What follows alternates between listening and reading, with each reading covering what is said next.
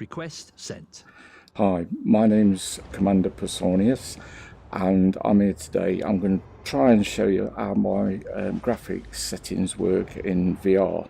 I'm using a Oculus Rift headset, but I did have an Oculus DK2 for a lot of years. I've been playing the game over 5 years now, and I would say the first 3 years have been in the DK2 and 2 years in the Oculus Rift. And as you can see from what I'm looking at, this is being filmed on the 6th of February 2020.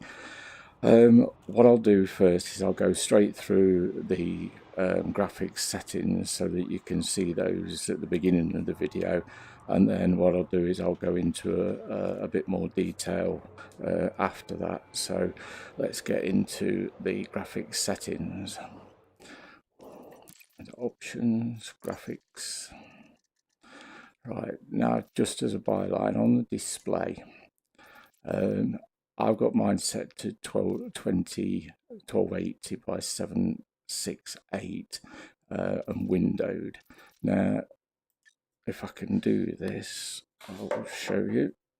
In Dash, this is my desktop. That is the full extent of what I look at on my actual desktop screen. This is my entire desktop. So because you're in VR, there's no point in having a big screen filling up all this area. You may as well just have a small screen because you can't see it, and it's only for people looking over your shoulders anyway. So don't bother having a big screen. Right, that takes us on to the quality. The 3D settings are pretty much useless at all, but we'll get straight into quality. Right, model draw distance I have right down to the bottom. Now I am running a 2080 Ti graphics processor, but I have had smaller graphics cards in the same machine that have worked just as well with this.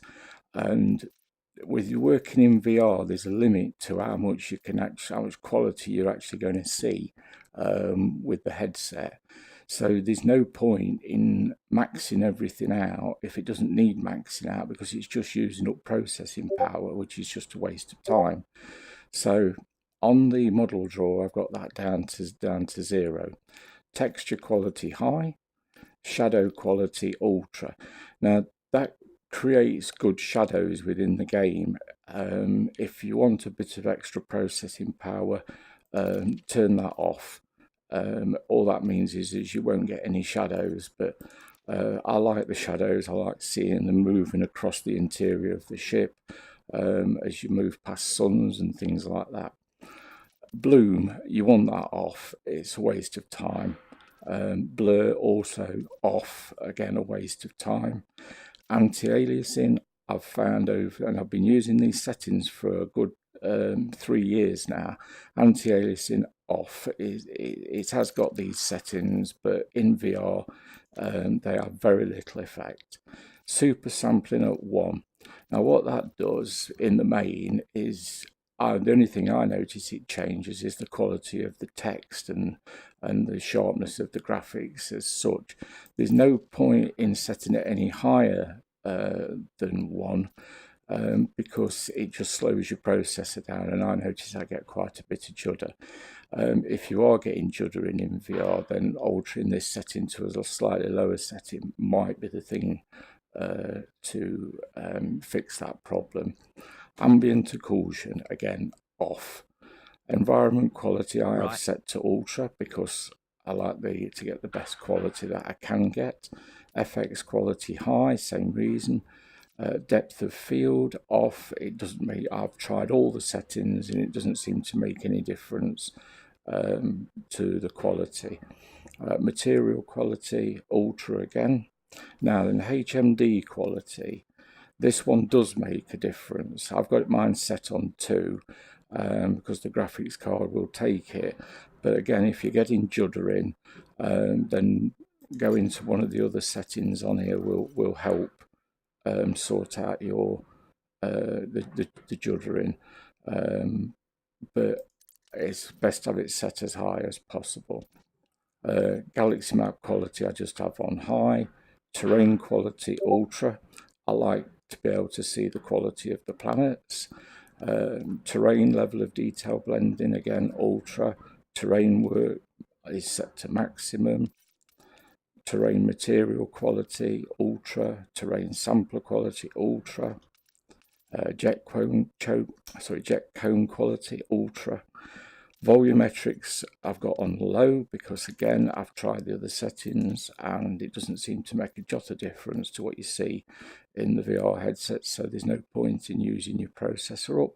Field of view, same, I've tried all the settings, and the gamma setting I have at maximum. Now really all that's doing is improving the quality of the image that I see. If I turn that down and apply it, you can see everything's gone much darker. So I don't like that. All this is starting to look a bit naff now as well. So let's get my gamma back up to maximum. Right. Just a couple of other things. If you look out here at the moment, you should see we've got quite a bit of a smoky atmosphere. FX quality, we'll try that one off. There's that one. There's no smoke now. I've wrangled quite a bit over whether I like that or I like the smoke. Certainly the quality of what you see within the station seems to improve without the smoke, but you'd expect that. But I've sort of like settled on the quality, the FX quality being on high, because I do prefer the atmosphere of the smoke within the graphics. So basically, those are all my settings. If you set to those, you should be able to get, in my opinion, a reasonably good quality within your headset.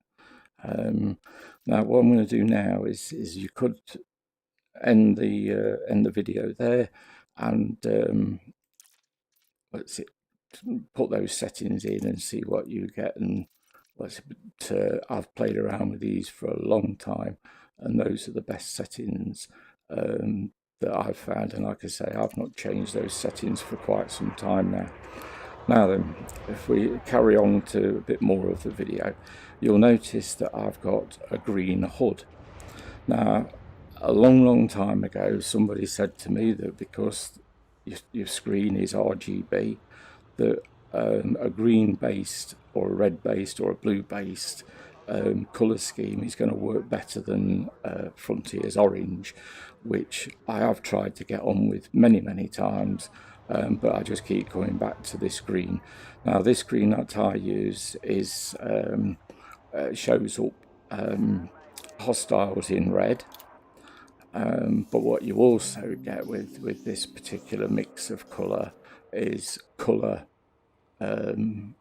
images on the NPCs and things. So if you go into things like the mission board, we've got all colour images down here.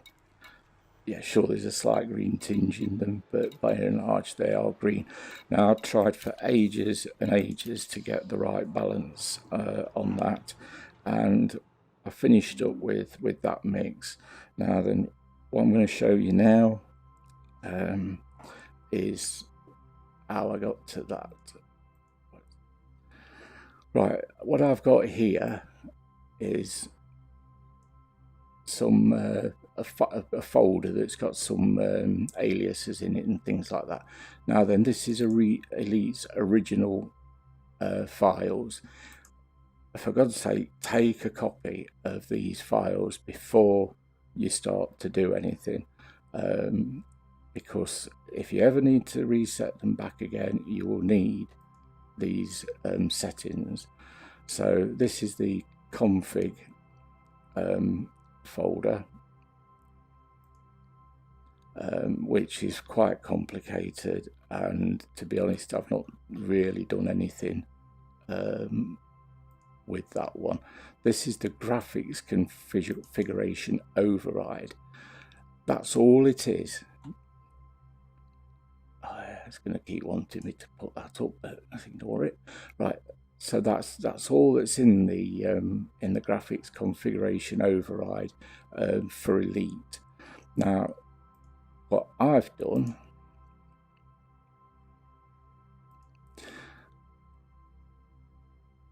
graphics configuration is my shortcut. You change it to this. Now type this in exactly as you see it there. I'll put this in the description below, so you can cut and paste it. But basically, it's these matrix red 0, 2, 0, -1, matrix green -1, 1, -1, matrix blue 1.0311. Now all of that put into the right folder instead of that original graphics will change your graphics to the green that I've got. Now the thing about that is that once it's changed, I found that any upgrades do not affect it. It stayed there as that over all of the upgrades that's been coming along. So this graphics configuration override, I thought there was somewhere where it told you where the original file is. Oh, it's here. You can just see it there. Look, location, graphics configure and override. It's on my C drive, users, update at local, frontier developments, elite dangerous, options, graphics is where you'll find that file.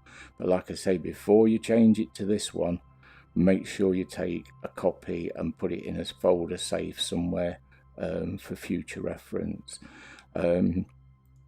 So that gets you the green HUD that I've got at the moment. I think that's about it for now. If you've got any questions, put them in the comments below. Give us a like if you like the video. But the basics are all at the beginning, which is what you need. You don't need to really have watched it this far unless you want to know about the green HUD and everything. But I do think it is worth having it. The other thing is on the HUD there, interface brightness, it's only got 2 pips to it. Again, if you sort of move it right up, it comes a bit garish look. So I just have it set on 2, just to give it a bit of a nice, keeps it from glaring at you. Right, I'm going to sign off at that. Like I say, give us a like if you've liked the video, subscribe to my channel. I do try and put up as many training videos as I can in plain English that I can understand, so hopefully everybody else can as well. I hope that's been useful to you. See you on the next one.